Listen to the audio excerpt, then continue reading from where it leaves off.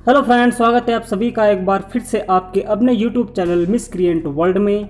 तो फ्रेंड्स, जैसा आपने थंबनेल में देखा होगा, आज की हमारी वीडियो किस टॉपिक पे होने वाली है, तो चलिए शुरू करते हैं। तो फ्रेंड्स, अमेरिका ने एलियंस और अनआइडेंटिफाइड फ्लाइंग ऑब्जेक्ट यानी यूएफओ को लेकर एक रिपोर्ट पेश की है।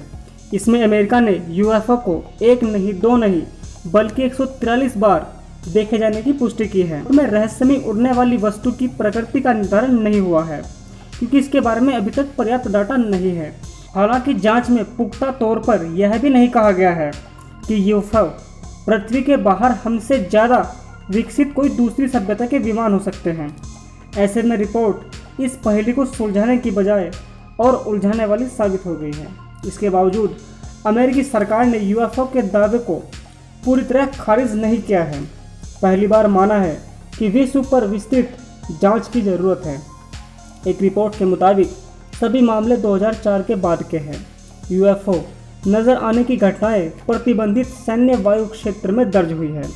अमेरिका सरकार द्वारा जारी किया गया है कि अपनी तरह का यह पहला दस्तावेज है। इसे पेंटागन की विशेष टास्क फोर्स ने तैयार किया है। एक वरिष्ठ अधिकारी के मुताबिक इन सभी 143 मामलों से धरती के बाहर जीवन की पुष्टि नहीं होती।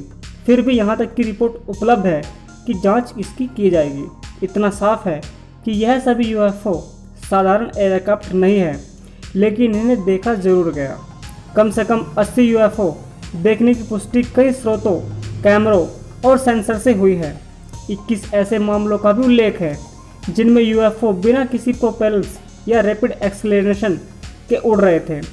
यह धरती पर किसी भी देश की ज्ञात तकनीक नहीं है। ऐसी टेक्नोलॉजी धरती के किसी भी देश के पास नहीं है। इसकी अभी जांच की दिशा भी तय की गई है। अमेरिकी सरकार ने संसद में बताया कि वह अगले 90 दिनों में इन मामलों की जांच, यूएफओ देखने की घटनाएं दर्ज करने की रणनीति प्रस्तुत करेगी। ऐसा करने से यूएफओ दिखने के राज खोले जा सकेंगे। घटनाओं की नियमित जानकारी दी जाएगी। यूएफओ को रिपोर्ट ने यूएपी यानी अनआइडेंटिफाइड एरियल फिनोमेना कहा है। इसका उद्देश्य है लोगों के बीच यूएफओ शब्द से पैदा होने वाला अति उत्साह दबाना।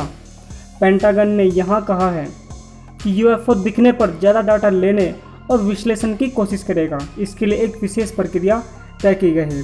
विशेषज्ञों के अनुसार अमेरिकी संसद ने बेहद संवेदनशील पर सरकारों से काफ़ी दूर के मुद्दे पर अपना पक्ष रखा है।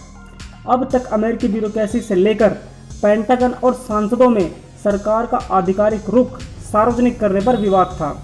ऐसा करने से रूस या चीन द्वारा विकसित किसी अत्याधुनिक तकनीक की पुष्टि करनी पड़ती और रक्षा चिंताएं बढ़ जाती। अमेरिका के पिछड़ने के दावे किए जाने लगते। सीनेट की इंटेलिजेंस समिति के उपाध्यक्ष मार्को रूबियो के अनुसार यूएफओ दिखने की घटनाओं को बकवास बताया जाता रहा है। इन्हें स्वीकारने पर अमेरिका से बेहतर तकनीक के विमान किसी और के पास होने की पुष्टि का खतरा था। इसीलिए अब तक अमेरिका को यूएफओ दिखने के बाद भी उसने किसी को अब तक यह नहीं बताया कि उसने यूएफओ देखा है, क्योंकि इससे अमेरिका की जो सुपर पावर कहे जाने वाली शक्ति है उसको खतरा हो सकता है।